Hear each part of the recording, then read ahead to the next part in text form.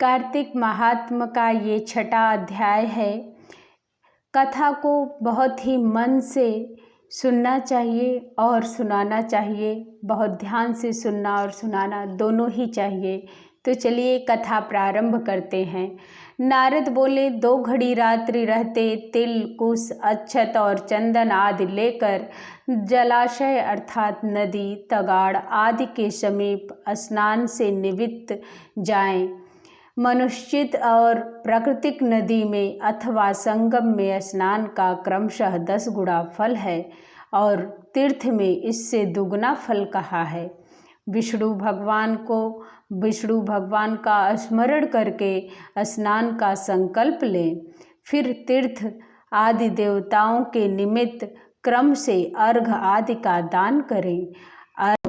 अर्घ मंत्रार्थ कमलनाभ भगवान को नमस्कार है और जलाशय भगवान को नमस्कार है।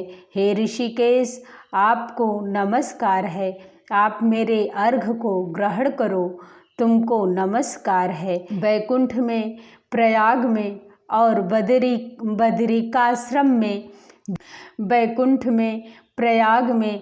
बदरिकाश्रम में विष्णु गए हैं और 3 प्रकार के पद स्थापित किए हैं।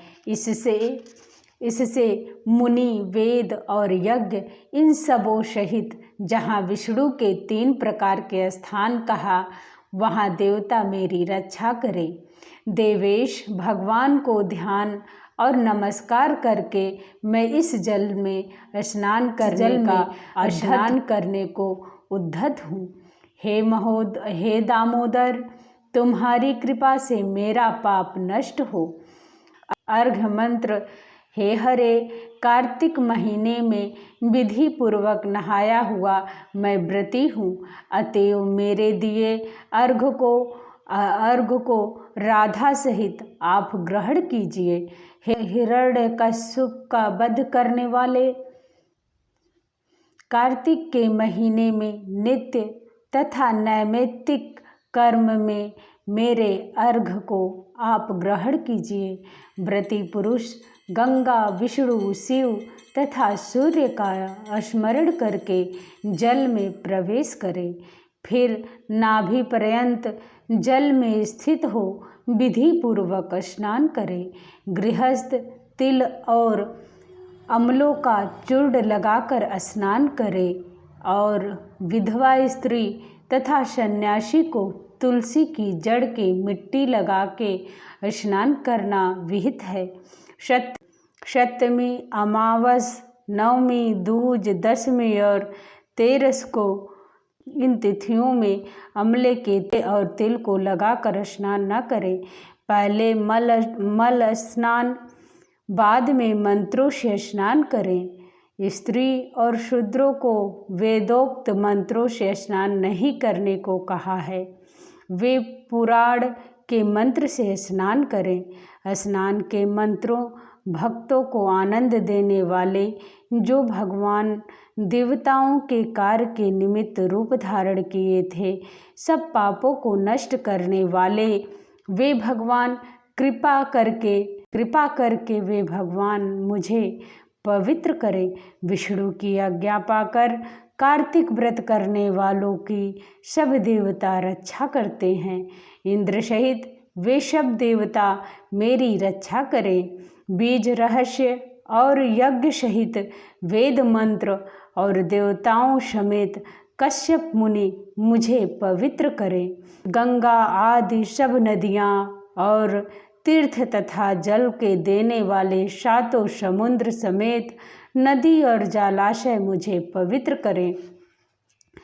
अदिति आदि पतिव्रत, यज्ञ, सिद्ध, सर्प और तीनों लोकों की औषधि और पर्वत मेरी रक्षा करे। व्रती मनुष्य इन मंत्रों से स्नान करके हाथ में पवित्री धारण कर ऋषि, मनुष्य, प्रेत इन सब का विधि पूर्वक तर्पण करे। कार्तिक मास में पितरों के तर्पण में जितने तिल रहते हैं, उतने ही वर्ष तक पितर स्वर्ग में वास करते हैं। तदंतर व्रती मनुष्य जल से बाहर निकले और शुद्ध वस्त्र धारण कर प्रातः काल में कहे हुए कर्मों को समाप्त कर हरि का पूजन करे। तीर्थों और देवताओं का स्मरण कर भक्ति में तत्पर मन हो चंदन फूलों से युक्त अर्घदान करे।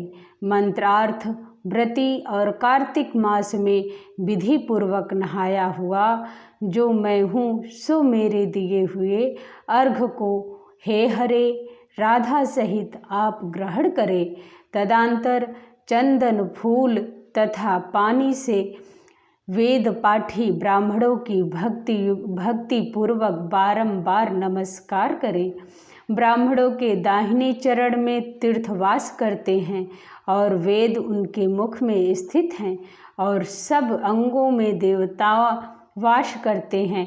इस कारण उनकी पूजा करने से मैं पूजित देव होता हूँ। पृथ्वी में ब्राह्मण अव्यक्त विष्णु के रूप में है।